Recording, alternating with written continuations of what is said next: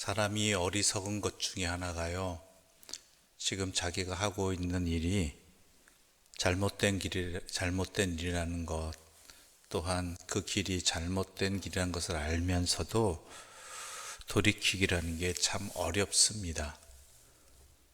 사람이 어리석기도 하겠지만 그래서 연약한 겁니다.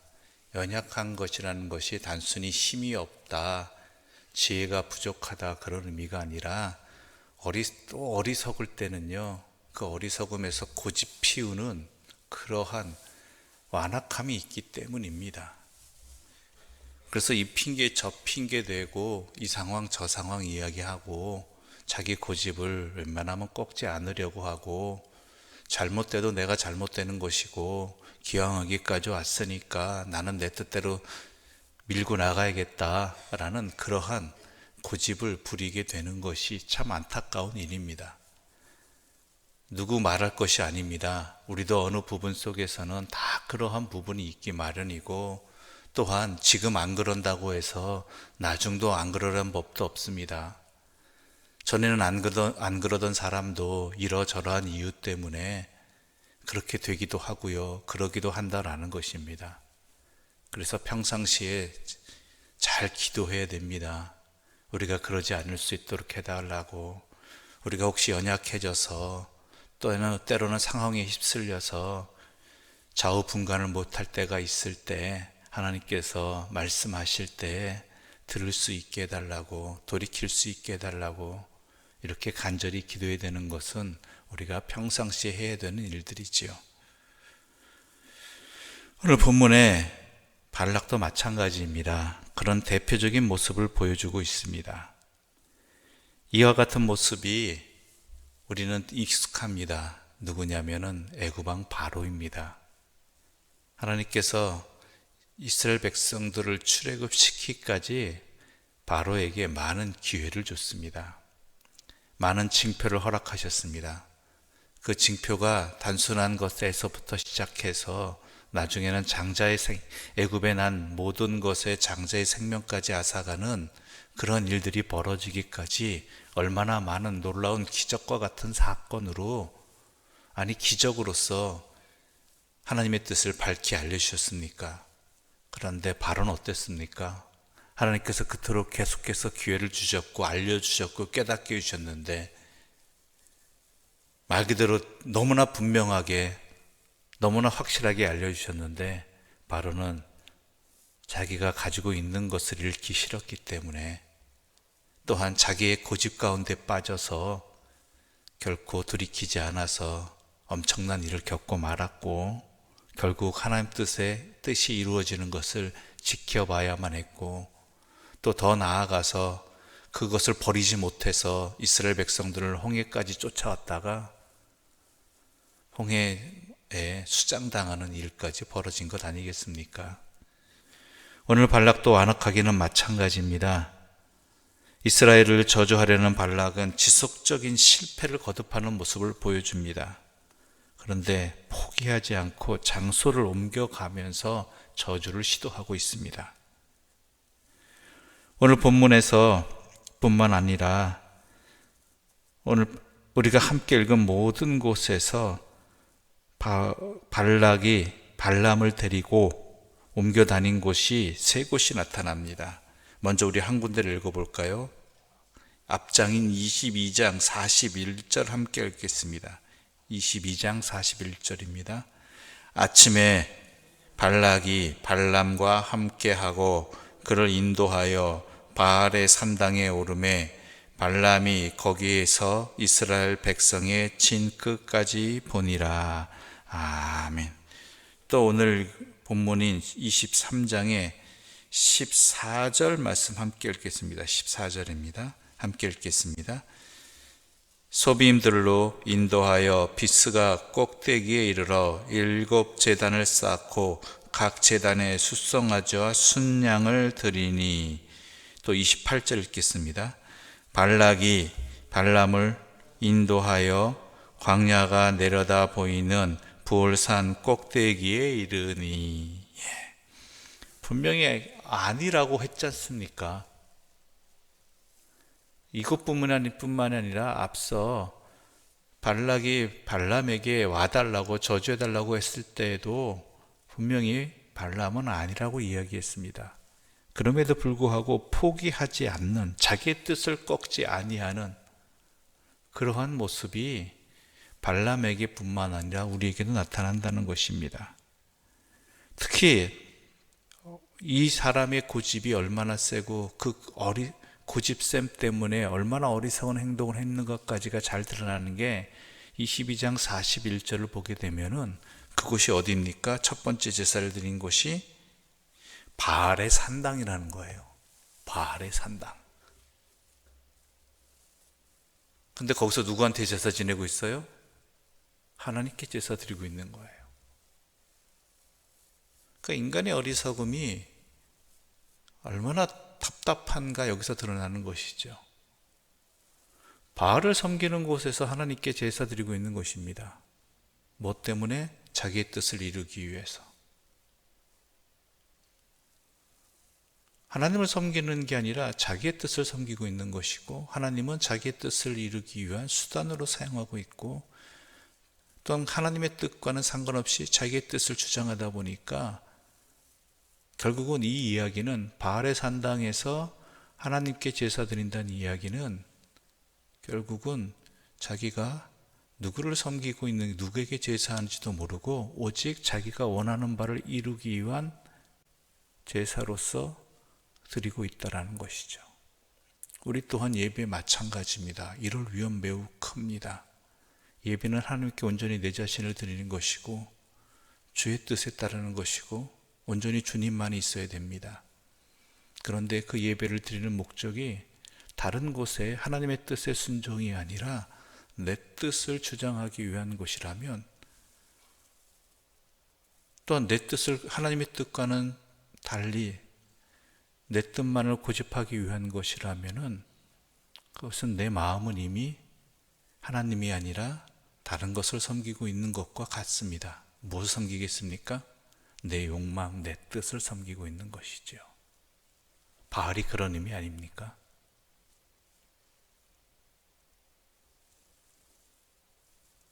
그런데 제사를 드린다는 그것 하나만으로 마치 제대로 드리고 있는 것처럼 내 중심은 보지 못한 채, 하나님은 바라보지 아니한 채 그렇게 드리고 있는 모습들이 이스라엘 백성들의 예수님 시대의 모습이었고, 또는 우리들 가운데도 자칫하면 나타날 수 있는 모습이라는 것이죠. 인간이 어리석음에 사로잡히면 이와 같은 행동을 서슴없이 합니다. 또한 하나님께서 기회를 그렇게 주셨어도 고집을 꺾지 아니하고 장소를 옮겨가면서 제사를 드린 발락의 모습처럼 우리 또한 어디가 용하다느니, 누가 또 응답을 잘 받았다느니, 이런 식으로 해서 하나님의 뜻이 아닌 자기의 뜻을 이루기 위해서 이곳저곳 옮겨가고 이런 시도 저런 시도를 한다라는 것이죠.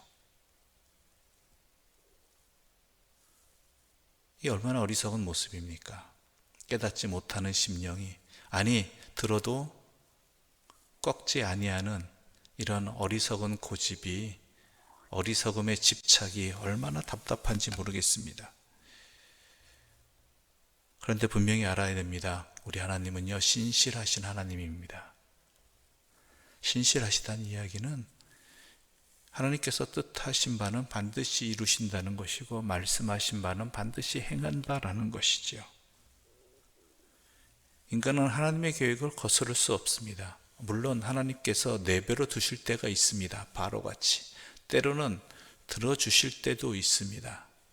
그러나 그렇다고 해서 그것이 옳은 길이란 이야기는 아닙니다. 탕자에게도 아버지는 탕자의 고집에 응해 주었습니다. 그러나 그 길이 옳은 길이었습니까? 아니지 않습니까? 깨달아야 되기 때문에, 알아야 되기 때문에, 그렇지 않으면 여전히 고집 피우고 여전히 돌이키지 않기 때문에 하나님께서는 경험하게 하신 것이고 그것을 통해 알기를 원하시는 것입니다. 때로는 들어주시지 않을 때에는 거기에 하나님의 뜻이 있음을 깨닫고 돌이킬 수 있는 그러한 하나님 앞에 순종의 모습도 우리에게 항상 있어야 된다라는 것이고, 그렇기 위해서 우리가 그럴 수 있도록 하나님께서 우리를 이끌어 주시고 주의 성령께서 우리를 붙들어 주시기를 간구해야 되는 것이죠. 발락과 발람, 참 답답한 사람들이 모였습니다. 그런다고 해서 발락이 그렇게 주장하고 옮긴다고 해서 발람은 거기 또 따라가고 있습니다. 이곳으로 갔다가 저곳으로 갔다가, 또한 바알의 산당에서 제사 드리는데도 이곳은 바알의 산당입니다라고 이야기하지도 않고 그저 드리고 있는 모습. 물론 거기도 하나님의 말씀은 임했지만 또 거기에 또 다른 하나님의 뜻이 있을지 모르겠지만 우리가 보기에 발락이나 발람이나 같은 사람들입니다. 단지 하나님의 뜻만 알 뿐이죠. 아니라는 것을 받아들이지 못하는 발락에게 발람은 분명히 또 다른 것으로 옮기자고 했을 때 아니라고 이야기했어야 되는데 그렇지 못한 모습이 참 안타깝습니다. 같은 실수 반복하지 말아야 됩니다. 하나님께로 돌아가야 합니다. 하나님 계획에 순종하기 위해서 도리어 참, 그런데 발락의 입장에서라면 하나님 어떻게 하면 좋겠습니까? 모압의 왕으로서 저 백성은 너무나 두렵고 또한 불편한 존재입니다. 그런데 하나님이 거기에 뜻이 계시다는데 나는 참 받아들이기 힘들고 한 나라의 왕으로서 어렵습니다. 하나님 도대체 어찌하면 좋을까요? 라고 물어보는 것이 더 현명한 길 아니었을까요? 하나님 뜻이 그들을 저주하는 곳에 있지 아니하다면 우리를 일단 모압을 향한 하나님의 뜻이 무엇인지, 그 뜻에 따를 수 있도록 내가 어떻게 하면 좋을지 하나님께 여쭙는 게 더 지혜로운 일 아니었냐라는 것이죠. 하나님은 구하는 자에게 주시는 분입니다. 길을 열어주시는 분입니다. 그런 하나님을 우리는 분명히 알아야 됩니다. 그러나 발락은 몰랐던 것 같습니다. 그래서 끝내 불순종의 길로 가는 안타까운 모습입니다. 다행히도 우리는 하나님을 압니다. 하나님이 다른 사람을 향한 뜻도 있지만 우리를 향한 뜻도 있음을 분명히 압니다. 그렇기에 때로는 내가 어렵고 힘든 상황에 놓였을 때 내가 어찌하면 좋을지 하나님께 구할 때 우리는 하나님께서는 우리에게 길을 열어주시고 또한 우리가 나아갈 바를 베풀어 주시는 분입니다. 그러므로 지혜롭게 구할 수 있는 하나님의 사람들 되시기를 바랍니다. 기도드리겠습니다. 하나님 아버지 감사합니다. 오늘 우리들에게 이 생명의 말씀으로 우리 자신을 먼저 주 앞에서 주의 말씀에 비추어서 돌아볼 수 있게 해주시고 깨닫게 해주시니 감사합니다. 발락과 같은 고집된 모습이 우리 가운데 있진 않았는지, 발람과 같이 어리석은 모습이 우리 가운데 있지는 않았는지 돌아보게 해주셨고 또 깨닫게 해주셨습니다. 주여, 먼저 간구하옵나니 우리의 연약함을 돌아보아 주시어서 혹시나 어리석은 발락과 발람의 모습이 우리 가운데 있었다라면 용서하여 주시고 주여, 주의 은혜 가운데 우리를 고쳐 주시옵소서.